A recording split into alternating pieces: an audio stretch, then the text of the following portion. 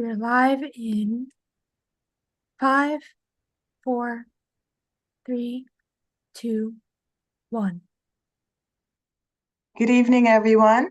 My name is Selena Mendy Singleton. I am the Racial Equity Manager for the Montgomery County Council. And Bertha? Good evening. My name is Berta Lidia Cersosimo. I am the Multicultural Communications and Outreach Manager for the County Council. Thank you all for joining us today.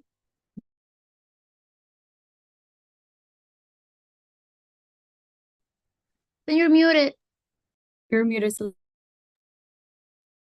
Wow, that was a whole 10 minutes of talking. Good evening, everyone. We are going to get started with the agenda. We're going to start with Council President Evan Glass. And then this is the evening that the Latino Hispanic cohort is going to present. We'll have a discussion, questions and answers, and then we will close with Council Member Natalie Fanny Gonzalez is also here. And so we'll hear some remarks from her, and then we'll close. So, Council President Glass. Hey, everybody. I don't know if you can see me. I'm driving and I pulled over. I'm not driving. I pulled over my car. Here we go. Start your video. Do you see me? Yes. Yes. There you go. Okay. My car is making sure that I'm safe and I'm not using video while driving. So good to see you, everybody. I'm really delighted that we're having this conversation tonight. This is the last group report out after many months of conversations and discussions, and it means we're just 2 weeks away from the final report and the final conversation. I know that tonight's discussion is important for a number of reasons, but certainly it is important because we want to make sure that our immigrant community and the largest immigrant community that we have here in Montgomery County is our Latino Hispanic community. And so it is so critically important to hear what their thoughts are as we fight xenophobia and fight other ways that people try to discriminate against our neighbors. And also because MCPS has been an important point of discussion for nearly every group. It is our Latino and Hispanic kids that are the largest single group of students within MCPS. And so I know and expect that we'll have that facet of the conversation as well. But again, appreciate the hard work that the cohort has put into today's conversation. And in the meantime, I just want to say more broadly, I hope everybody has a safe and loving Thanksgiving holiday, because we, here in this task force, we all come from different backgrounds. Many people come from different countries, but we all call this place our home. And if there's one thing that we can all agree upon, aside from Montgomery County being a wonderful place, it's that we can give thanks to our country and our community. And that's what Thanksgiving is all about. So I wish you all a safe and blessed Thanksgiving with your friends and family and whomever you choose to celebrate it with. And I look forward to seeing you all in person the week thereafter for our final cohort, our final task force meeting. So I'll turn it back over to you, Bertha and Selena.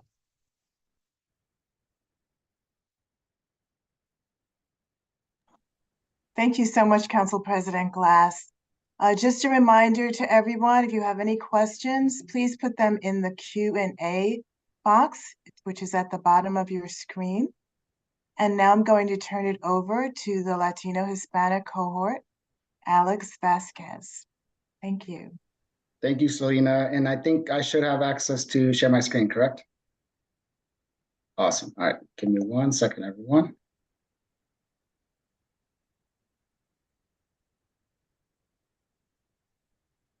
All right. Cool. Can you guys see my screen? Yes, That's You can see the presentation? yes.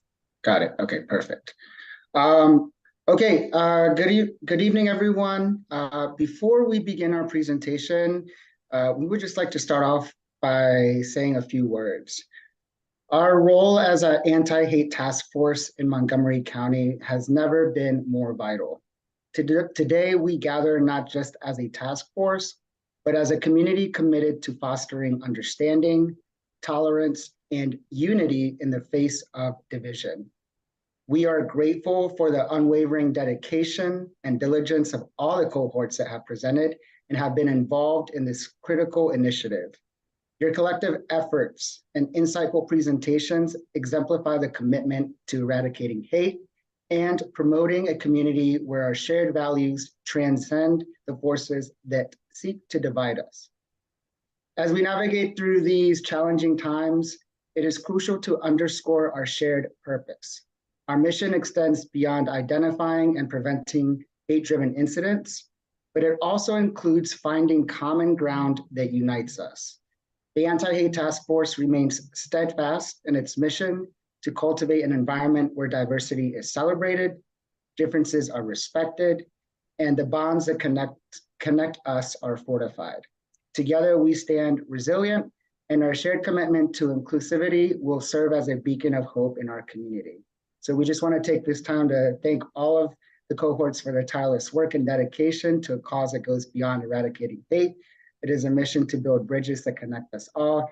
And we want to extend a special thanks to President Evan Glass and the entire council who has been supportive throughout this entire process. So without further ado, we're going to go ahead and begin our presentation. I want to start off by just giving a welcome and an overview. We'll get to meet the members of the Latino Hispanic cohort. We're going to see who is the Latinx community in Montgomery County. We're going to learn a little bit about the racial bias and hate incidents that we experience in our communities. We're going to define some of the challenges that we have seen and encountered over the past few weeks, months, and years. And we're going to finish off the presentation by giving our own policy recommendations, just as other cohorts have done. So who are we? Just to present myself, my name is Alex Vasquez. I am the chair or the co-chair of the Latino Hispanic cohort. I also work for the CASA organization. Daniel Santino, unfortunately cannot be here this evening, but he is co-chair with me and represents all the beautiful work that Impact Silver Spring does. Ruben Mena Penada, a community member and a longtime advocate within our community. Nora Ilia Morales, who does amazing and extraordinary work in identity. And last but not least, Vanessa Pinto, who also does great work at the CHEER organization. And combined, our organizations have served hundreds, if not thousands, of community members in Montgomery County, especially our Hispanic and Latino communities. So I want to dive in a little bit about some terminology for this evening, right? And so for tonight's purposes, we're going to talk a little bit about different terminologies that we use, such as Hispanic, Latino, Latina, Latinx, and much more. For the purposes of our presentation, we will be using the term Latinx this evening. However, the Latinx community is mosaic, not monolith, and there is diversity in what people from Latin American countries or heritage call themselves. For example, Latin Americans are any person born or from families originating in the Western Hemisphere outside the US or Canada. It does not matter the language or origin of the colonizing country. The term Hispanic was coined in the 1960s by the Nixon administration, specifically concerns the Spanish language speaking countries of Latin America and Spain. Latino and Latina, which you may have used or have heard used frequently, is used in the 1970s as an attempt to be more inclusive and less colonial in our language. Afro-Latinos, Black Latinos with African ancestry. And last but not least, Latinx and Latin, coined in the 1990s in Latin American countries during the feminist movements to interrupt the gendered Spanish language and create inclusion, later used in social media by the LGBTQAI plus community to be inclusive of the queer community. So we just wanted to take a second to really just identify the different terminologies that we use within our community.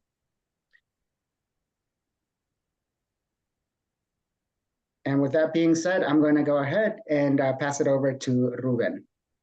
So good evening, everyone. Thanks, Alex. So I think that it's important to explain what are the Latin American countries and territories. Latin America is generally understood to consist of the entire continent of South America, in addition to Mexico, Central America, and the islands of the Caribbean, whose inhabitants speak a Roman language. Here in this slide, we can see in blue the countries that Spanish is their first language.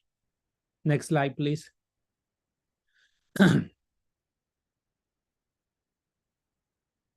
So, though some may think that the Latino immigrant influx is like a recent phenomenon in the DMV, the truth is that there have been countless US government policies in place to attract Latinos to the US and specifically to the DMV over time. With a significant bump in the 50s with the creation of the Bracero program, which was created during the Second World War to open the border to Latin American immigrants' labor to fuel farming, automotive, and other factory economies during the war. This, coupled with decades-long civil wars, largely fueled by US business interests and the Cold War in Mexico, Caribbean, Central America, and South America, gave rise to millions of people fleeing war, violence, food scarcity in their home countries. This is especially so during the 70s and 80s when the US backed dictatorship and often overthrown democratically elected but left-leaning socialists in Latin America. This situation led to a huge influx of immigrants from the Northern Triangle region and Central America, El Salvador, Honduras, Guatemala, Nicaragua in the 80s. Next slide, please. So simultaneously, we have to acknowledge that the area experienced natural disasters, such as in 1986, the Salvadoran earthquake, in 1988, the Hurricanes Gilbert and Hugo in Jamaica and Nicaragua, in 1998, the Hurricanes Mitch and George in Honduras and Dominican Republic, that leads to temporary protected status of thousands of Central Americans, in the US. And now I pass it to the word to Nora. Thank you, Ruben. So now what we're seeing is a slide on children fleeing violence and the Venezuelan migrant crisis. Since 2012, children and families have been fleeing the Northern Triangle countries of Guatemala, El Salvador, and Honduras, as violence, financial instability, and food scarcity have forced family separation and children to travel alone to the US. At the height of the crisis in 2012 and 2015, Montgomery County started the Children Fleeing Violence Work Group to help provide integrated services to unaccompanied minors seeking to reunify with family or loved ones. Unaccompanied children are still arriving in Montgomery County, with 662 released to sponsors, and 2,074 migrants have been welcomed into our schools since July of this year. Similarly, in October 2021, the Venezuelan crisis began due to economic and political instability under the Nicolás Maduro government. The UN Refugee Agency estimates that there are at least 6.8 million Venezuelan refugees and migrants worldwide, and the US currently houses 545,200 of them. Montgomery County has been a recipient of Venezuelan refugees and they are being served in the county's Bienvenidos program, where they are connected to social services, children are enrolled in schools, and families are resettled in the county. Next slide. Here you see the county demographics by race and ethnicity compared to the MCPS demographics by race and ethnicity. And as President Evan Glass mentioned at the beginning of the presentation, we see that while the county's Latino population is 20.3%, in our schools, we are 34.6% of the student population. In kindergarten, as a matter of fact, last year, 36% of all kindergartners were Latinos. So Latinos are the fastest growing population in the schools and the county. Next slide.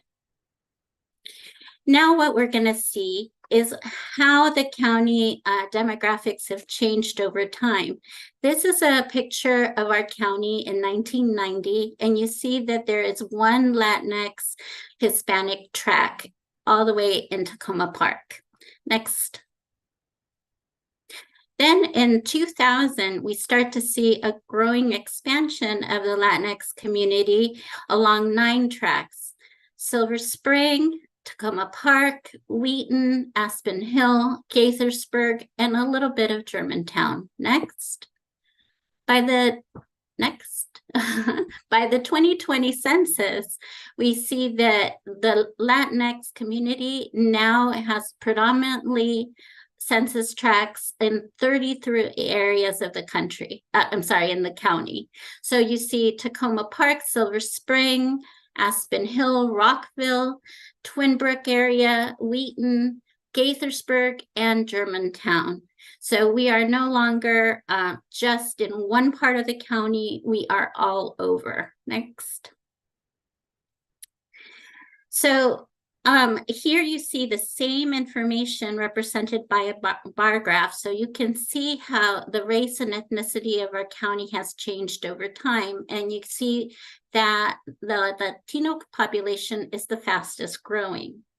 In fact, since the 1980s, Montgomery County's Latinx population has seen a 415% growth. So what do we know about the Latinx population in the county? 67% of Moco Latinx were born in the United States. I'm going to repeat that again. 67% of the Montgomery County Latinx population were born here in the US. That is very contrary to commonly held beliefs about where we come from. The majority of the Montgomery County's Latinx population, according to the census, speaks English at 60.1%. These are important demographic information to keep in mind as we start to understand who the Latinx community is. Vanessa? Thank you so much. Good evening. Well, we just heard interesting information about the numbers and how much we've been growing. So using this interesting tool of infographics, here we have one that tells how much we are contributing to this great nation. For example, 77.8% of Latinos living in Montgomery County are in the labor force, the largest percentage among the 4 other major racial groups. 17,532 Latino-owned firms in the county and 58,000 in the state of Maryland. The Latino purchasing power is an impressive 3.4 trillion nationally. U.S. Latinos are not a niche market, nor small, nor as sometimes described as a market of the future. If U.S. Latinos were a country, we would be the 5th largest economy globally, only ranking behind the U.S., China, Germany, and Japan. Next slide, please. Okay, the following 2 slides are gonna help us, I think, everyone, to help define some concepts. And also by looking at this graphic of this pyramid of hate, we can see how the behavior can escalate to something really worse. While this task force is using specific and legal definitions of hate crime, we posit that the prevention of hate crimes lies in preventing bias attitudes and acts of bias from ever occurring through education, reporting, and accountability. The Anti-Defamation League agrees bias attitudes such as stereotyping, fear of differences, and non-inclusive language are at the bottom of the pyramid, as you can see. Then, immediately afterward, we see acts of bias in the next level of hatred. Bullying, slurs, and dehumanization are all a gateway towards discrimination, which then can lead to bias-motivated violence. In our cohort, we were challenged to find accurate hate crime reporting in our county, and therefore had to examine the reasons why Latinx residents may not be reporting. These reasons include lack of knowledge on how to report, fear of reporting due to perceived or actual recriminations, fear that reporting will lead to increment in migratory retaliation, or past trauma stemming from violence and lack of democracy in countries of origin, where reporting crimes led to severe and, in some cases, death of loved ones. Well, bias in context. A bias-related incident may be motivated by the same reasons as a hate crime, but is different because the initial action did not rise to the level of criminal offense. And I'll pass to Alex. Thank you, Vanessa. So we want to dive in a little bit deeper, as Vanessa pointed out. Unfortunately, since we're missing research from the Montgomery County Latinx population, we found national data from the 2021 Pew Research Center's national surveys of Latinos or Latinx of nearly roughly 3,000 US Latinx adults. And what we found is the results, right? Where you can see that nationally, 62% of the Latinx population believes that the darker one's skin is, the harder it is to get ahead in the US.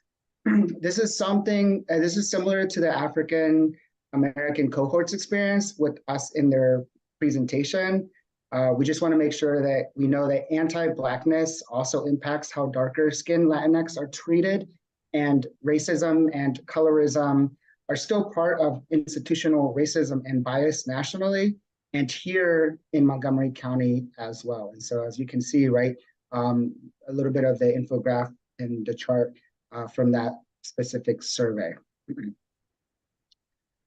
Diving more into the Latinx experiences with racial bias and hatred in politics, work, school, and the community, the Latinx community is targeted especially when economic conditions are precarious, and our community is often the scapegoat as a cause of economic and political issues facing the country and the county here as well.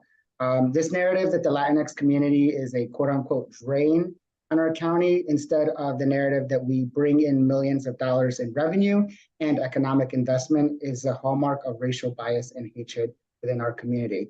So to your left, you can see a little bit more about a survey that was taken. And as you can see, the darker your skin is, right, the more of a experience you had with bias-related and hate crimes. In the middle, we have, during the Trump years, our community was constantly under attack, right? And that is very true, as we are seeing now, that we are approaching closer to an election, that anytime we approach an election, the immigrant community is often the scapegoat to a lot of political issues. And we don't have to get straight too far. We know that there's a lot happening nationally, but even here, locally, right, we are subject to the same amount of anti-bias and hate crimes that happen nationally within our community.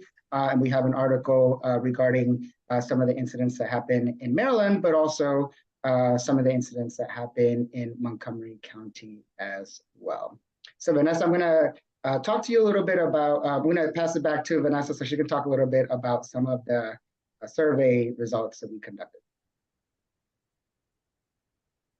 Thank you, Alex. So I'm very glad to present this part because it shows you how community have been have participated with this report, and so the next two slides shows the feedback we got from community members, adults and youth that participated in surveys. This first slide that you're seeing shows the result of a survey conducted in October. This was at a food distribution site in Long Branch, Silver Spring, and these are some of the key highlights from that survey. Mainly, the questions were about how much community members know about how to define each of these terms, hate crimes or incidents of crime, of hate, sorry. And these are some of the responses. Most of them, as you can see, shows how the lack of knowledge about how to define it, what exactly is that, how to report an incident, and where to report it. Also, the requests, they're asking for more support on that sense, in a way of community conversations, trainings, and also the support from police and cameras.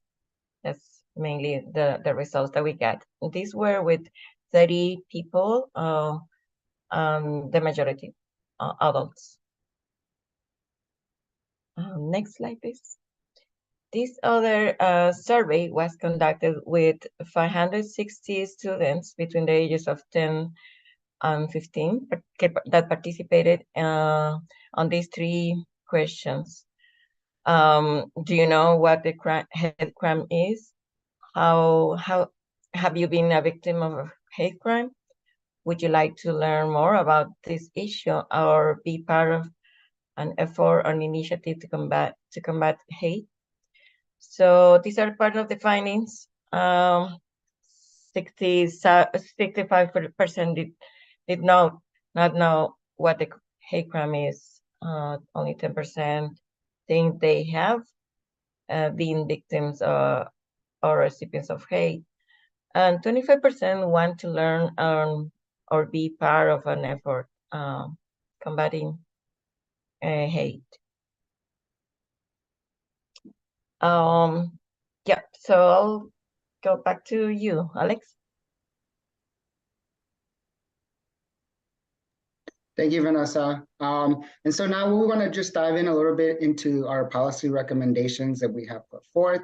And this is based on all the information and feedback that we have collected over the past few months, that we have put together in a set of recommendations, just as other cohorts have done. And so I want to go ahead and dive into our first policy recommendation. So policy recommendation number 1 would task the Office of Community Engagement to conduct regional Spanish listening sessions in predominantly Latinx census tracts of the county with adults and youth ages 11 to 18, to collect their experiences with agencies regarding hate, bias, and prejudice in the county, and to pinpoint areas of concern and develop an action plan to address concerns. So this is something that was put together since there's very little quantitative and qualitative data on hate/bias incidents or crimes in Montgomery County.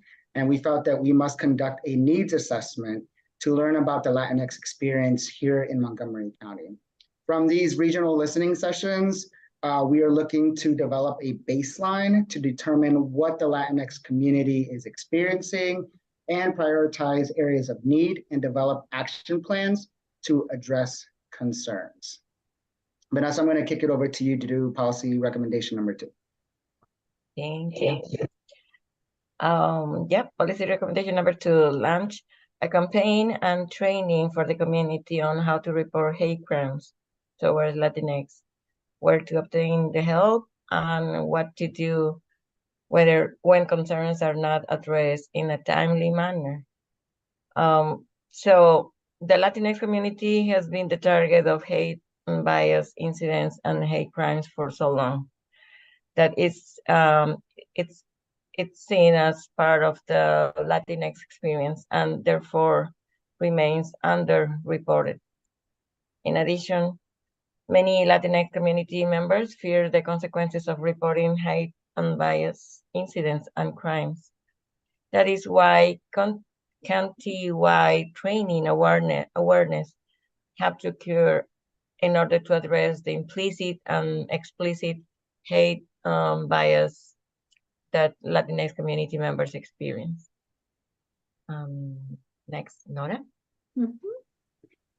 Our policy recommendation number 3 is to provide cultural competency training to all county agencies on the Latinx community, how to conduct outreach with our community, and how to provide effective and excellent customer service to Latinx people.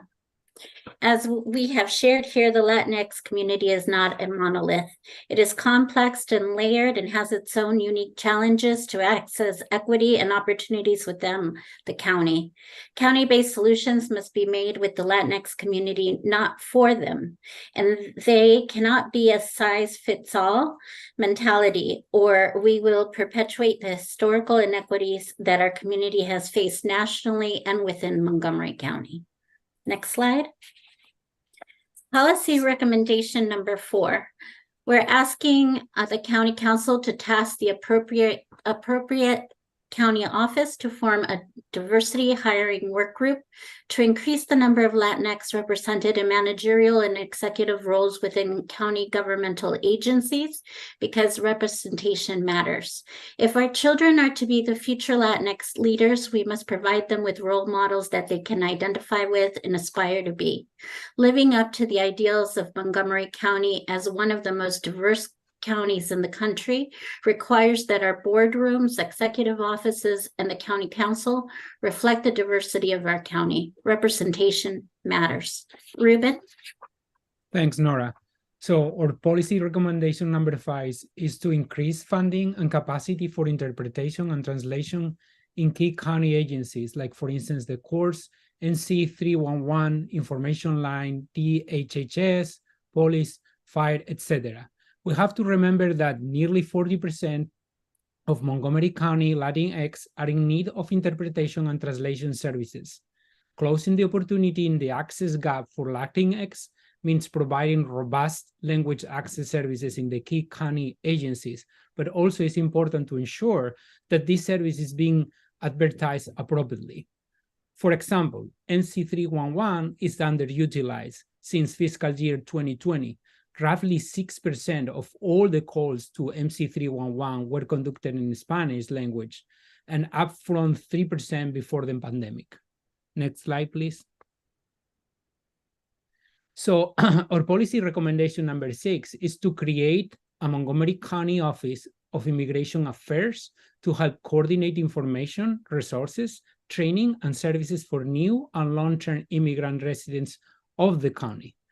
We have to remember that DC, New York City, and other jurisdictions have been creating offices of immigrant affairs to streamline services and avoid duplication.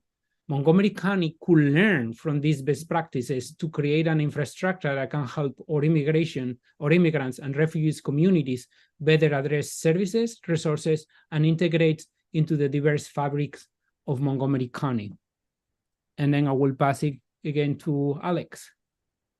Thank you, Ruben. And finally, our final recommendation, policy recommendation number 7, is to create a community grant initiative to distribute funding to grassroots organizations to engage in authentic community outreach and education to prevent hate, bias incidents, and crimes towards the Latinx community.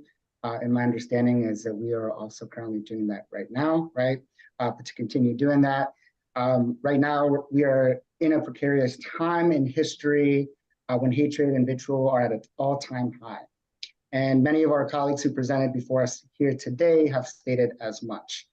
We believe in the power of Montgomery County community and faith-based organizations to help educate and heal and create safe spaces for civil discourse, cross-cultural learning, and understanding. However, most organizations require funding to do this well and reach as many of our residents as we can. So we ask the county government to facilitate this investment or continue facilitating this investment in our peace and healing by continuing to provide resources to organizations that do this work. And with that being said, we just want to conclude our presentation by saying muchas gracias. Special thanks to all the Latinx community members who provided valuable feedback during this process. Especially big shout out to the youth volunteers who helped gather the survey responses. We also want to give a huge shout out to a focus group and roundtable participants that we put together, I think it's about a month ago, or a few weeks ago, I don't know, I forgot. But council members Natalie Fanny Gonzalez and council member Abel Bernas were there. And then of course, we want to thank the Montgomery County executive staff, right? The agencies, Montgomery County Public Schools for helping us provide some data, and most importantly, our Montgomery County Council.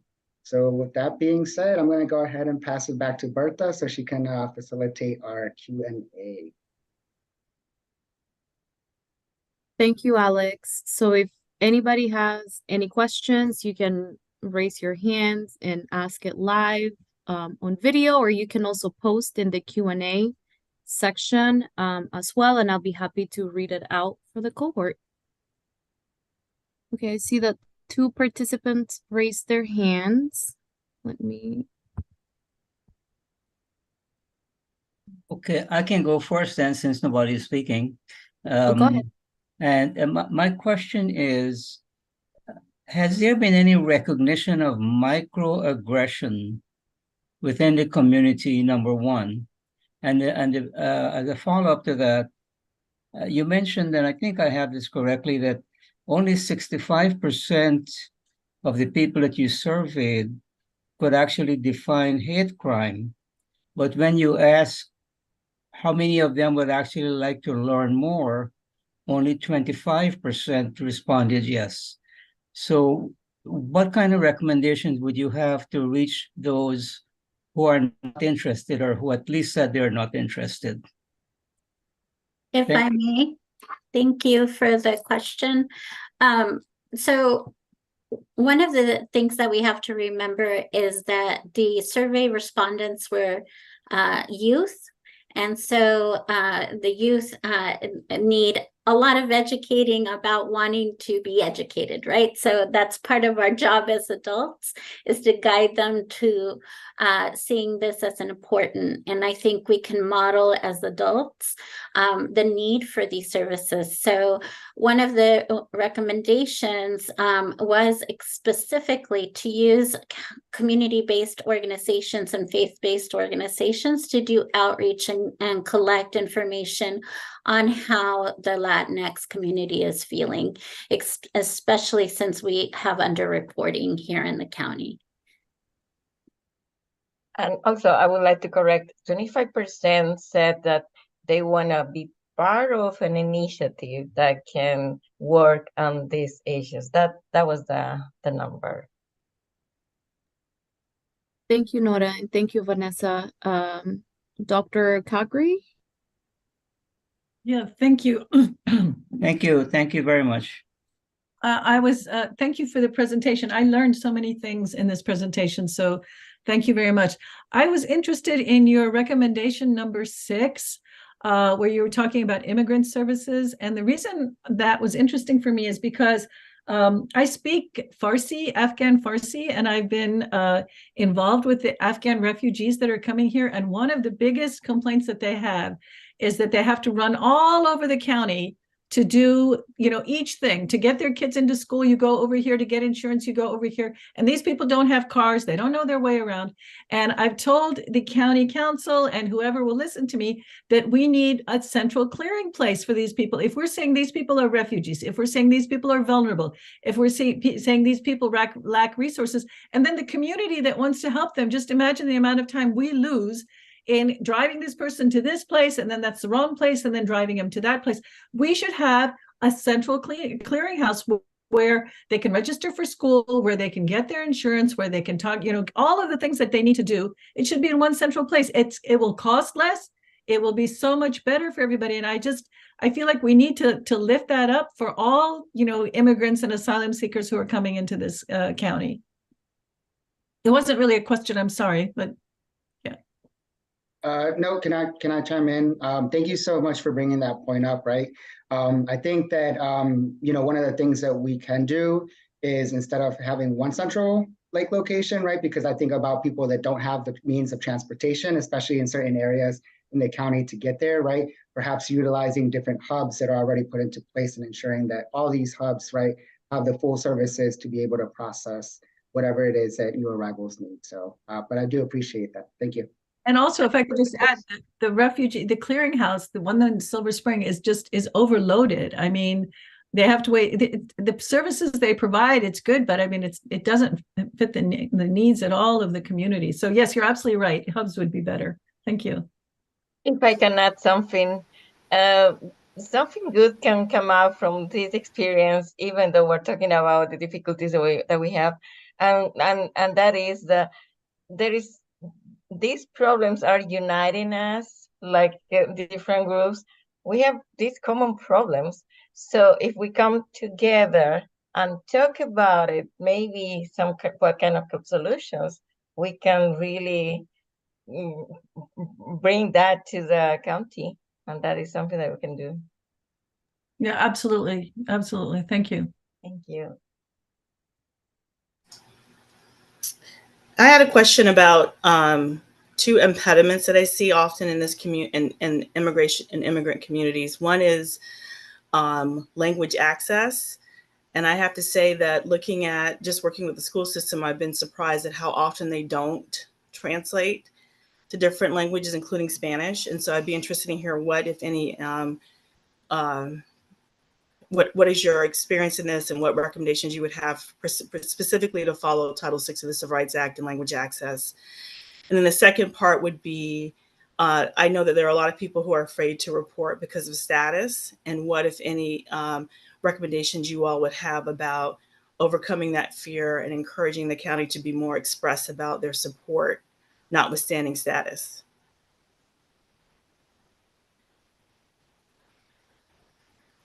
Nora, you want to answer the first part and I'll answer the second part? Sure. So in terms of the need for language access services, Ms. Taylor, you're absolutely right. That is why we made policy recommendation number 5, which is to increase the capacity for interpretation and translation in key county agencies. The Montgomery County Public Schools will have to decide whether they will prioritize language access and follow the mandates from the U.S. Department of Education and also from our state, because we do have state laws that require all Maryland agencies to provide interpretation and translation in the major languages. So we do continue to need a lot of community support around language access.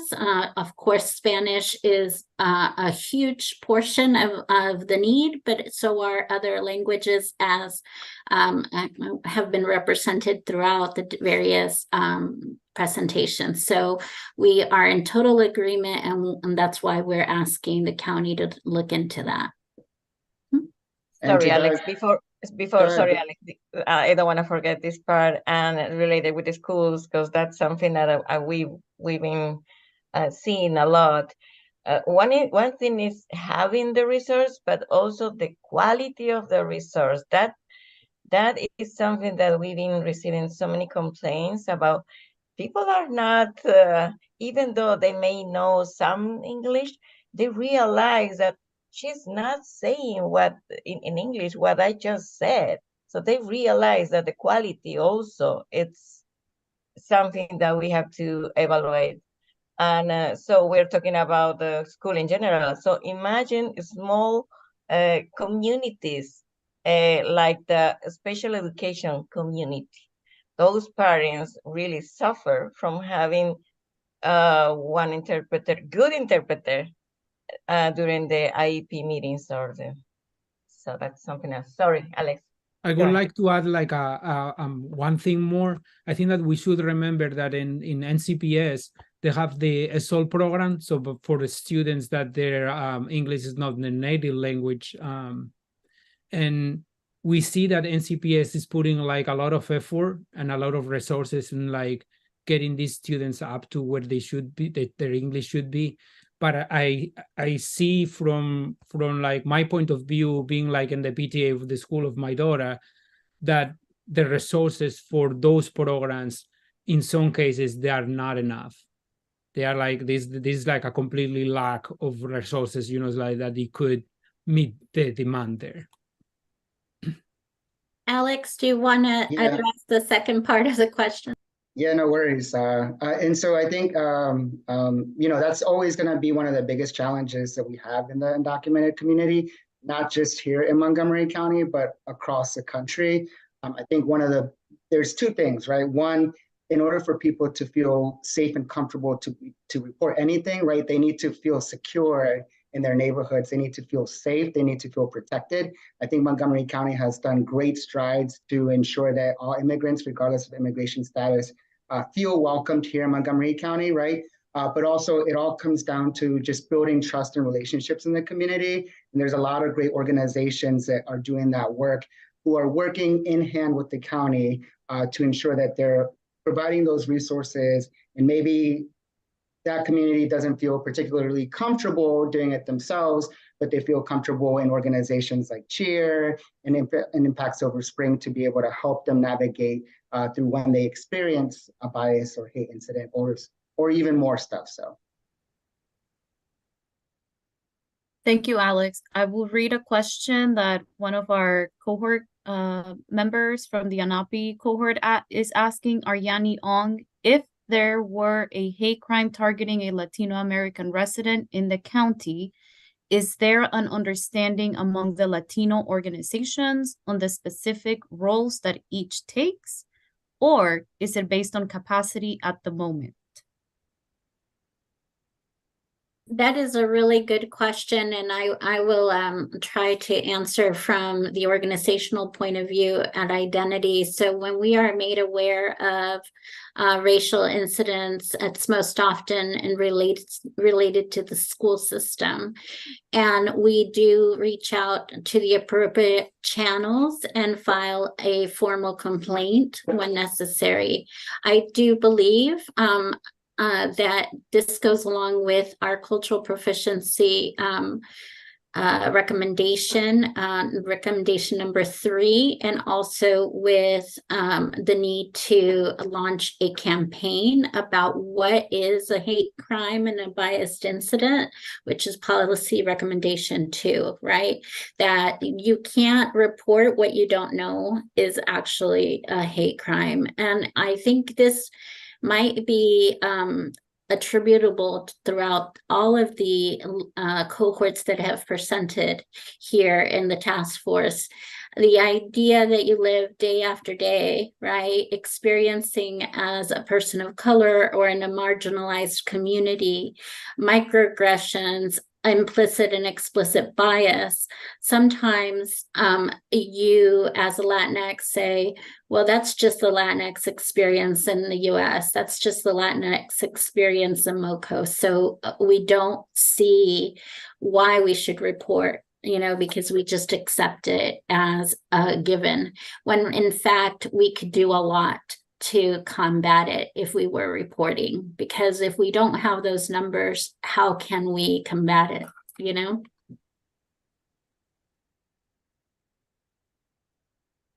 Thank you, Nora. Okay, can Are I there any ask other my questions? question? I mean, not question, I actually have two comments. And the first one is that my three grandsons are enrolled in Montgomery County Public Schools. And they have the instruction, half of the day is in English and the other half is in Spanish. And my grandsons tell me that they're actually, by this, they're actually conversing now with some of their classmates and learning a lot about their culture. And they find that very, very helpful. The other comment I have is that at the Muslim Community Center in Silver Spring, we actually have a grant to teach English to people who do not speak English. And and it's open to anyone. It doesn't have, they don't have to be a Muslim. So if you want to take advantage of that, you can contact the Muslim Community Center in Silver Spring, Maryland. Thank you. Thank you for sharing that resource. There's another question that I will read from a participant. It says, are there intra-group tensions or challenges that make it challenging to reach the most marginalized? Asking because of the racialized hierarchy that exists within the Latinx community.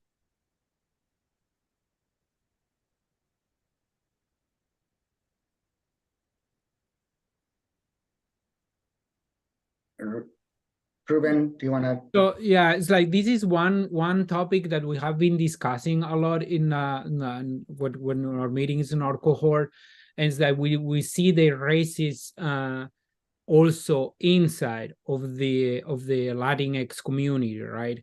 And we try to understand why happens. So we see like different factors. For instance, the color skin that we present like in one of the slides in the presentation, and they have like several studies that I think that we have to acknowledge that is something that's happening and it needs to be addressed.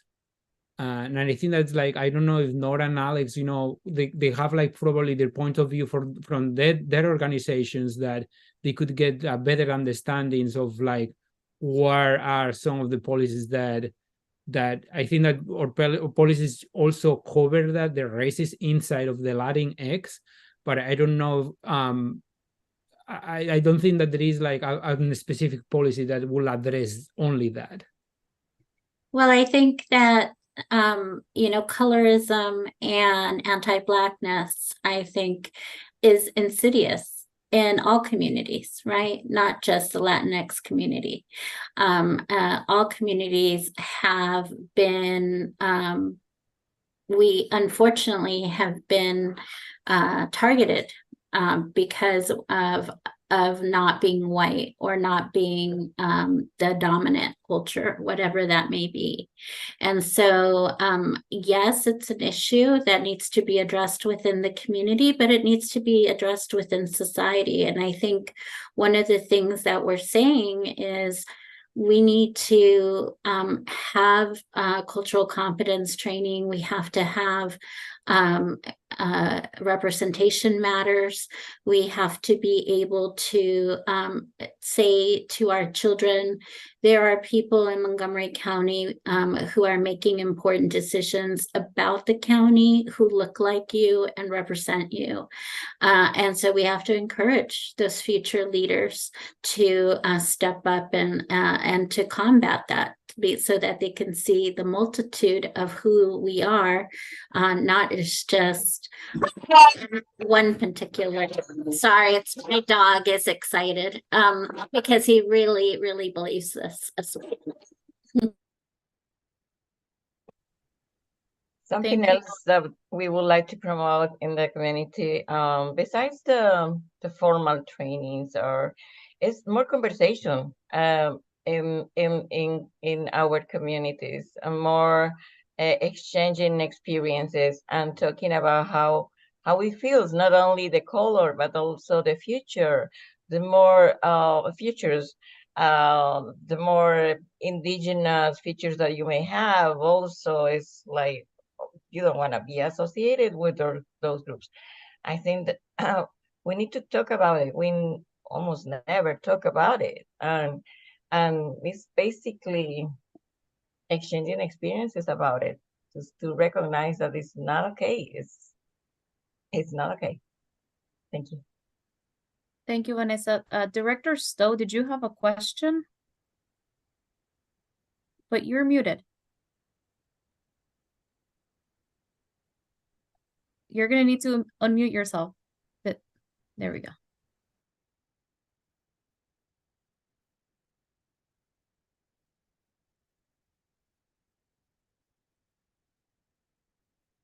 Is it me or I can't hear him? Yeah, I can't hear either. Are you connected to the audio? We cannot hear you. Unfortunately, we cannot hear you. Okay. Oh, yes, now I did. Did you hear me? Yes. Yeah, no, I can hear you. Yeah. Oh, okay. I'm so sorry. I don't know what's going on with my technology this evening, but I was saying that there was another hand up before mine. Is what I was trying to say, to let that person go first if that person still. It was probably my hand, but you go ahead, Mr. Stowe, and I can go after you. Oh, well, thank you so much.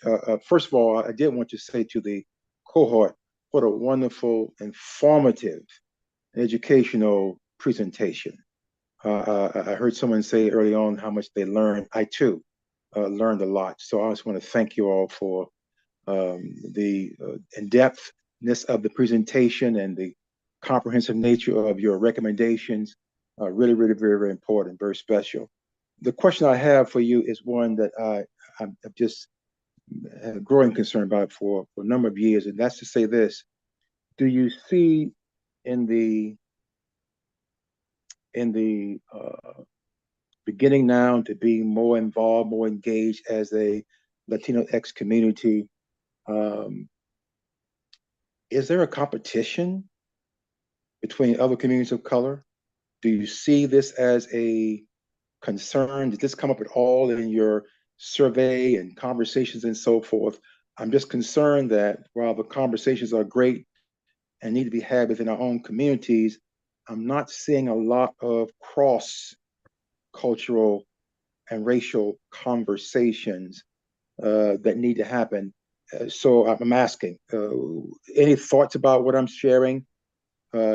So Please. if I may start, Director Stowe, that's a wonderful point. And I think that is a common tool of division, right? Yeah, Of yeah, people yeah. who want to divide us and pit each other ourselves against each other so that then we don't move forward. But I think that what Vanessa had said earlier and what our policy recommendations I think are pointing out is that there is power in unified voices. What we are seeing is, at least at Identity with the Black and Brown Coalition for Educational Equity and Excellence, that's an example of Black community and Latinx community coming together for common causes. I think there are many examples of this also in the interfaith community, where interfaith leaders come together of all backgrounds and they unify for peace and other things to stop hatred in the community. This task force, to me, is a great example of us moving towards that, right? And the purpose of all of us here being together. So I hear you that there may be some in the community that see it as a competition, but I think if we do, we will perish. Because frankly, we need to band together more now than ever, because so many of the issues go across economic, color, and racial and ethnic lines. And really, and to a certain degree, no one is really benefiting to the best of the abilities that we could if we were united. I also add something. Most of the time, we are finding that comfort zone, of course, is so comfortable. And many people will do things assuming that it's going to be difficult to do this program with the Ethiopian community and the Hispanic community, because no, normally they don't get along well. When we started doing more, especially with youth, it's like they really get along really well. They collaborate. They're doing more and more things now. That is okay.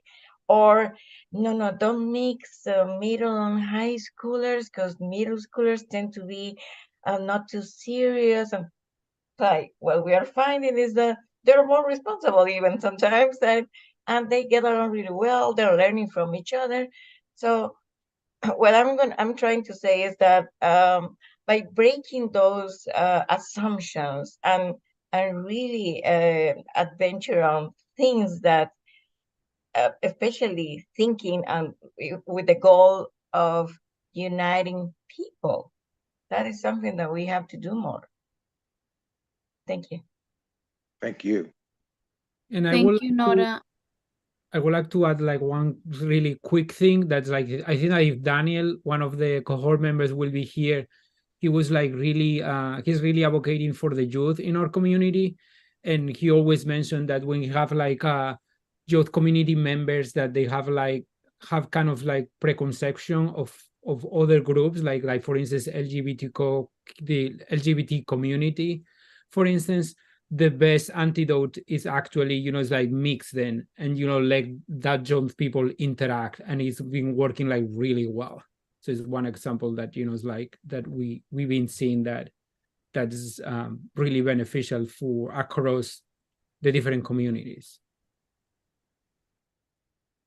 Thank you, Ruben. Appreciate it. Selena, I'll pass it over to you so you can close us off with the council members who have joined us. Question, because I had my hand raised. This is Ilhan Kagri. Oh, yes. Yes, go ahead, please. Yeah, it's going to be a quick question and maybe a bit provocative, but I was involved in the immigrant communities and the American Muslim communities during the Trump years when we had, a lot of hate, sort of from the top down, statements that the Trump administration made, and people that worked for the Trump administration. And I'm not trying to be political here, but I mean, that's clearly where this came from. And I'm wondering if the Latino community has thought about, well, this is sort of we're working with, issues of hate and trying to fight hate. But if we get an administration, and we don't know when the election comes, and we have this wave again of vitriol and rhetoric against immigrant communities, have you thought about that at all? What I'd like to sort of hear what your views are on that. This is sort of, I mean, yes, there's an uptick in hate, but I feel like that's a leftover from the Trump years. And, I feel like if we get another Trump presidency, that it's going to be worse than it was before. Maybe I'm wrong, but I was just wondering if you had any thoughts on that. I'll just go ahead and answer quickly because I know we are running out of time. I think that's something that we're trying extremely hard to prevent, right? I can't speak for other organizations, but yeah, I mean, I think that, just doing the work that we're doing now, right, and continuing to do it and following up with what we're getting started is going to be the best way to ensure that we stay united, regardless of what comes our way in the future years. Thank you so much, Alex. Councilmember Albornoz has joined us, and we would like you to present some comments if you would like. Thank you so much. And I know we're also joined by my colleague and friend, Councilmember Natalie Fanny Gonzalez. She and I were together for council sessions this afternoon, and in a very wonderful initiative that was started by our colleague and friend, Councilmember Navarro. And I'll end by telling that quick story. So about 14 years ago, she started a program called Proyecto Cívico. This is a program that is continued by an extraordinary woman named Mayra, who worked in Nancy's office. And the work is empowering a group of immigrants to be involved civically in their communities. And I try to go to their graduations every year because I always leave so inspired by mostly women who often come with their kids in tow, babies, toddlers, you name it, taking time out of their busy schedules to get to know how they can be more engaged in their community. And seeing them, hearing their stories gives me such tremendous hope.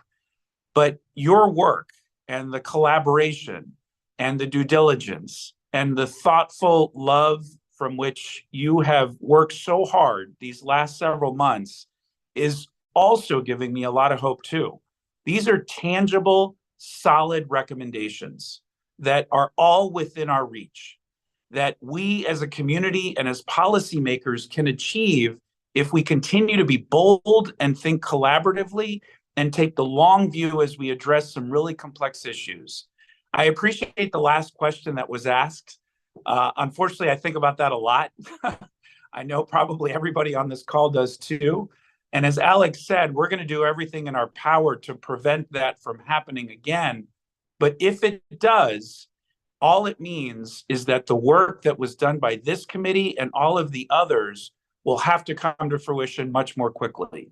And I know my colleagues and I in the council are committed to supporting this work and achieving a better vision and a more just society for all of us.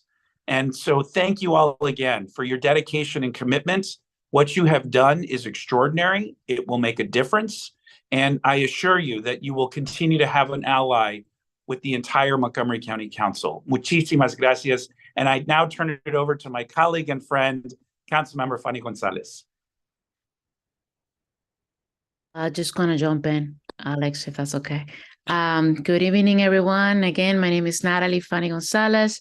Very proud to be here today. As you know, I'm an immigrant, just like probably most of you on this call. I was an ESOL student. I was undocumented. I almost got deported. So you say it, I had gone through it. And as I have said many times, I take my position on the county council very personal. I'm doing my best to pass legislation and do things that really will uplift the low-income community in Montgomery County, especially the immigrant community. It's not easy to leave your homeland. I still have my brothers in Venezuela, and believe me, it's tough. What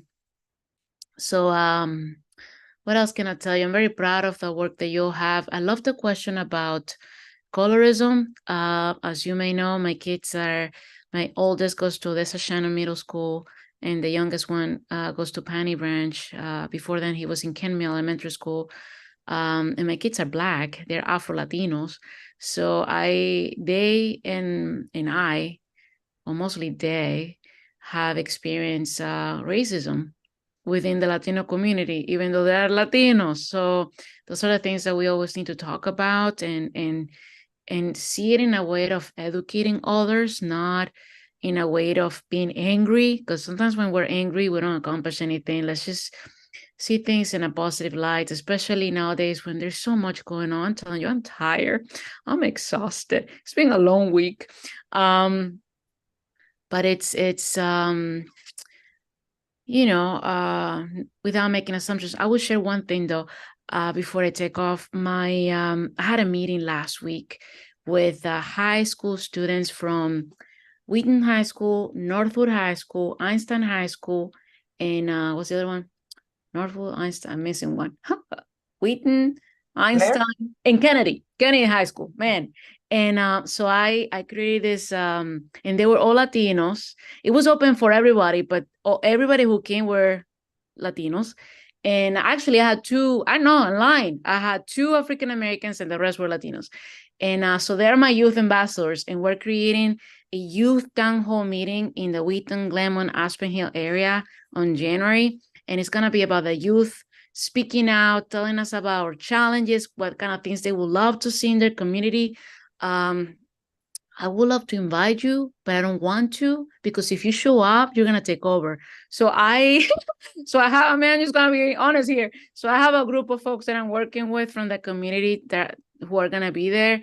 But that's the type of thing that we need to do more, I think, letting the young people really lead the way and speak up. And we can learn so much from them. And I really believe that. So stay tuned from the amazing things that are going to come out of this of this youth town hall. My goal is to have 100 kids in that event, and I'm sure I'm gonna get to that goal, especially with all the kids who showed up last week, ready to go and contacting their friends. And they told me their marching orders is like, there's one place that you need to put money on to advertise, and that's the Moco Show. They don't watch or read anything else but the Moco Show. And so I just gonna give you that tip. Other than that, I'm very proud to be with you all and live in Montgomery County. I especially yesterday, I was with Montgomery College students, and they asked me about my background. And I love that question because Latinos, we are an ethnicity, right? I was born in Venezuela, but my mom is Lebanese. You know, I'm half Arab. You know, I am, and I'm proud of it. So it's important to also recognize, you know, the diversity within the Latino community. I share what's happening with my children who are Afro-Latinos and also Arabic, you know, they're Arab too. Anyway, thank you for being here and for all your work, and I look forward to seeing you in person after Thanksgiving.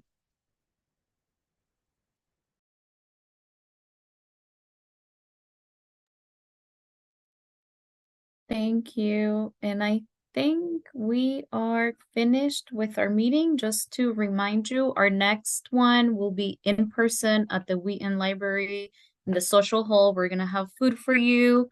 So we'll see you then. Please send Selena and I the slides if you haven't done so already.